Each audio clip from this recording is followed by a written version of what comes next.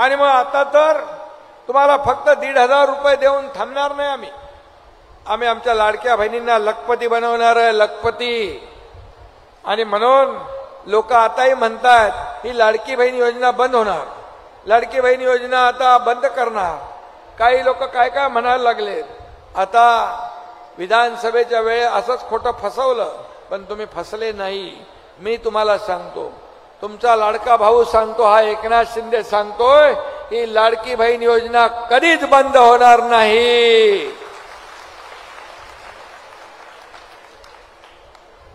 कारण आम्ही शब्द दिलेला पाळणारे लोक आहोत. आणि म्हणून ज्या ज्या योजना आम्ही जाहीर केल्या त्या सगळ्या टप्प्याटप्प्याने आम्ही पूर्ण करणार. आणि म्हणून लेक लाडकी लखपती योजना आपण सुरू केली. एसटी मध्ये 50% सवलत आपण सुरू केली. या ठिकाणी लाडकी बहीण योजना सुरू केली. आणि आज मला आनंद आहे, समाधान आहे की लाडक्या बहिणींनी ते 1,500 रुपये महिन्याचे काही लोकांनी ग्रुप बनवला. 10 लोकांचा, 20 लोकांचा क्रेडिट सोसायटी काढली आणि छोटा मोठा व्यवसाय करू लागले. कोणी साड्यांचा व्यवसाय, कोणी देवपूजेच्या सामानाचा व्यवसाय, कोणी चहाचा नाश्त्याचा स्टॉल. ठाण्यामध्ये एक लाडकी बहीण स्टॉल सुरू केलाय. आणि मला एकाने सांगितलं ते लाडक्या बहिणीने तुम्हाला बोलवलं तिकडं. मी गेलो तिथं. ती लाडकी बहीण होती, तिचं पूर्ण कुटुंब त्या स्टॉलवर होतं आणि चहा नाश्त्याचं त्यांनी काम सुरू केलं. तुम्हाला सांगतो मी, 1,200 रुपये दररोज त्यांचा धंदा तिथं होता. 1,200 रुपये दररोज. आता त्यातले अर्धे कट केले तर 600 रुपये प्रॉफिट होणार की नाही.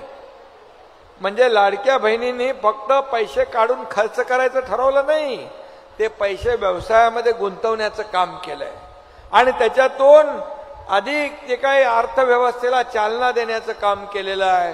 आणि त्यामुळे एक सक्सेस स्टोरी ज्या आहेत या लाडक्या बहिणींच्या अनेक आहेत. त्यावेळेस मी बघितलं, जेव्हा नवीन योजना पण सुरू केली, एका बहिणीने आरतीचं सामान घेतलं. आरतीचं सामान घेतलं 3,000चं. पैसे किती मिळवले त्यातून? 10,000 रुपये. म्हणजे 7,000 रुपये फायदा झाला. अशा लाडक्या बहिणी आहेत.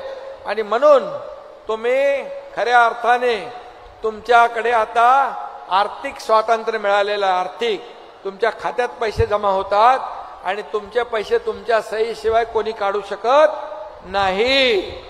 आणि म्हणूनच या योजनेचे जे काही पैसे आहेत हे पैसे आपल्याला कायम सुरू राहतील. कोणी किती म्हटलं, कोणी अफवा पसरवल्या तरी सुद्धा तुम्ही काही चिंता करू नका.